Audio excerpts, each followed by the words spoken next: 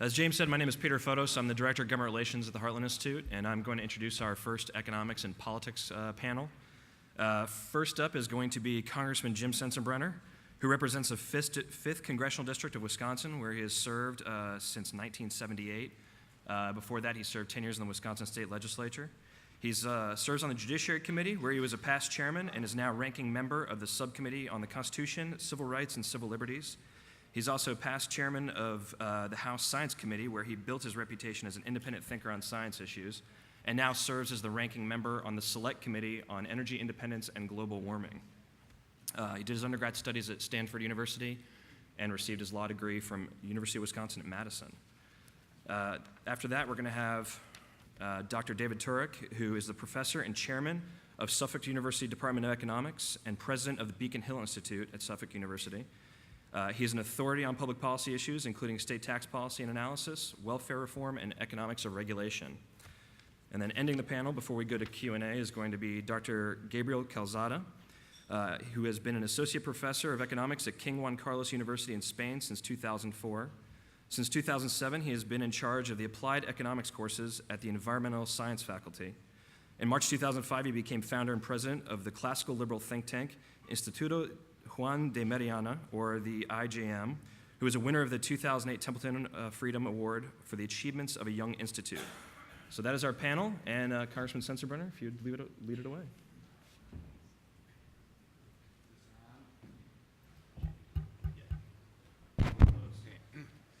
Thank you very much.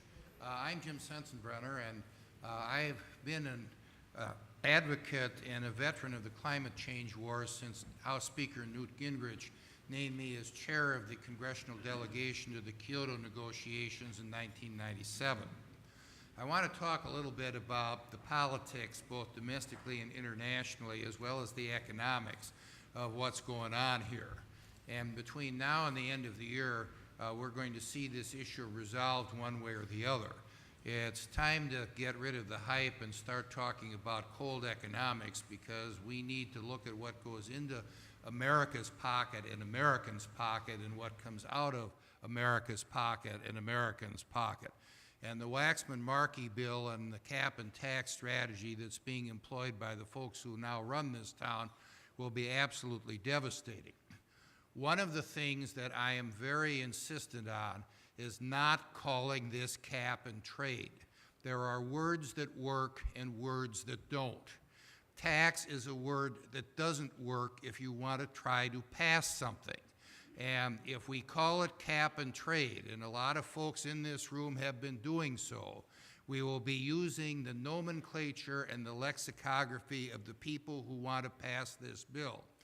And our committee's office, or at least on the Republican side, anybody that publicly says the word trade when we're talking about this gets fined by the boss. Let this be a lesson.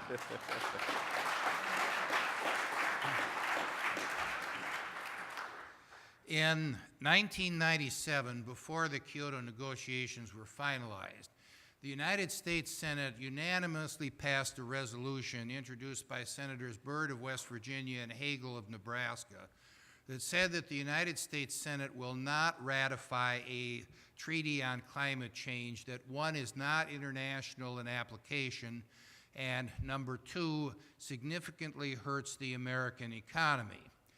Notwithstanding this unanimous vote, the Clinton administration ended up signing the Kyoto Treaty, but significantly did not submit that treaty to the Senate for ratification, because President Clinton knew that the Senate would reject the treaty and reject the treaty out of hand. President Bush did the right thing in pulling America's signature off of the treaty within 2 months after his negotiation, simply because he did not want to continue the farce of the UN negotiations that go on very publicly once a year in December, but privately go on in technical and somewhat policy meetings several times a year in various venues throughout the world. As you know, the current administration has decided to jump in bed to try to reach an agreement at the meeting that is scheduled in Copenhagen in December of this year. And the fear that I have is that they will sign a treaty for the sake of signing a treaty rather than insisting upon the treaty being a good one. And a good one means worldwide in application and not significantly hurting the American economy. What I will say is that I think this administration is confused. And let me give you a couple of instances of the confusion that have occurred in the last few weeks. Bloomberg reported that Secretary of Energy Stephen Chu indicated on May 27th that the United States may accept targets for reducing its greenhouse gases in an international treaty even if China doesn't. Further, the report says in the Financial Times, quotes Mr. Chu as saying the U.S. remains determined to lead the world to a new deal on climate change and that this would be the case even if China and other developing countries are reluctant to make commitments at the December UN Climate Change Conference in Copenhagen. Now, on the other hand, the State Department, through Todd Stern, who is the State Department's negotiator, testified on April 22nd before the Senate Foreign Relations Committee that it was imperative to negotiate a strong new international agreement that will include significant commitments from all countries, unquote. Now, one hand of the Obama administration doesn't know what the other hand of the Obama administration is doing. And in the last 2 days, I have sent letters both to Secretaries Chu and Secretary Clinton saying that they ought to get their act together and figure out what American policy is so that the enemies of this country, particularly the economic enemies of this country, do not use a divide and conquer message. Whatever happens, the message of the United States has got to be loud and clear. It was during President Bush's 8 years in the White House, saying no treaty unless China and India and the other third world emitters are brought in under some type of mandatory reduction regime. And I can say that even during Clinton-Gore, they were kind of along that line.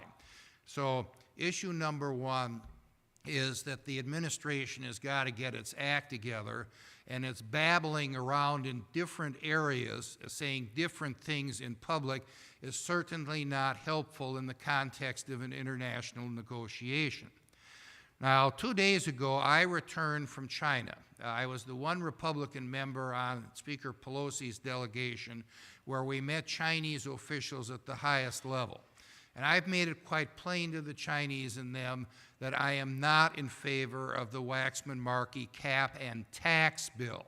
What I am in favor of is reducing emissions through technology, and the message that I gave to the Chinese is that if we develop the technologies, they're going to have to clean up their act and start respecting intellectual property rights, because nobody's going to put money at risk to develop technologies that are pirated, and they'll never be able to get their return on investment. That being said, what we heard consistently from all of our Chinese interlocutors from the top on down was that China will never go along with an international treaty that mandates their reduction in greenhouse gases. They will reduce greenhouse gases, quote, their own way, unquote. And they then have stated, and I did bring up an interview made by a professor named Pan, who is quite influential there, that appeared last week in a Sydney, Australian newspaper, to the effect that both Waxman-Markey and the Australian government's 25% reduction in emissions were tokenism. Now, meanwhile, the Chinese and the Indians have been beating the drum to put money into the clean development mechanism that was established as a part of the Kyoto Protocol. And the third world wants to have the developed world put 1% of GDP into the clean development mechanism annually, and they're insistent that this not be subject to either governmental or legislative appropriations. That poses a slight constitutional problem in the United States, but I don't think they care about that. 1% of GDP is $140 billion a year that the Congress and the administration would have to throw into this UN-sponsored slush fund. And Given our budget deficits and our borrowing, that would mean that we would borrow $140 billion a year from the Chinese to give the Chinese that $140 billion a year. Now, that makes no sense to me, but apparently the Communist government of China has figured out how to get at the capitalist soft underbelly of guilt for having a healthy economy that creates jobs and creates jobs that pay them well. Now, going back to the original Byrd-Hagel resolution, number one, what's going on in Copenhagen apparently means that China and India and the third world will stay out of it. If they stay out of it, that means that our administration ought to stay out of it as well, because the Senate was very clear and very unanimous in what they said back in 1997. The economic impact is devastating.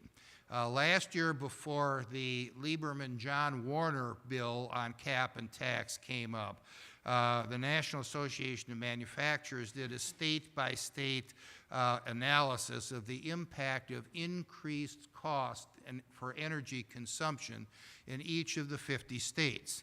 In my state of Wisconsin, which gets about 67% of its electricity from coal-fired power plants, it amounts to about 170% increase in electric rates, about 130% increase in natural gas rates, and between $8 and $10 a gallon gas at the pump. There's no way that American manufacturing will be able to compete against China and India if you raise energy costs so high and they don't pay their workers a living wage at all in many of these third world countries. So the economics of cap and tax is clear. And should the administration and the Democrats who control Congress continue to go down this route, it will be unilateral disarmament in the economic sphere. And the people who push this program the most, Pelosi, Waxman, Markey, and Senator Kerry, will end up complaining about the high electric rates. They will bring electric utility executives into Congress and berate them for raising their rates to pay for the cap and tax of the carbon offset credits. And they will be the first to complain when manufacturing jobs disappear completely and whatever we have left goes to China and India. This is a cynical political game. It is one that will have devastating economic consequences, but apparently the people who are pushing this don't care. You all do, and I do, and if we get together and point out to the American people that this is not the free lunch where it's just going to cost everybody a dime or so a day, but a very expensive lunch, we can beat this in the Congress of the United States. It's up to us, and it's cap and tax. Thank you.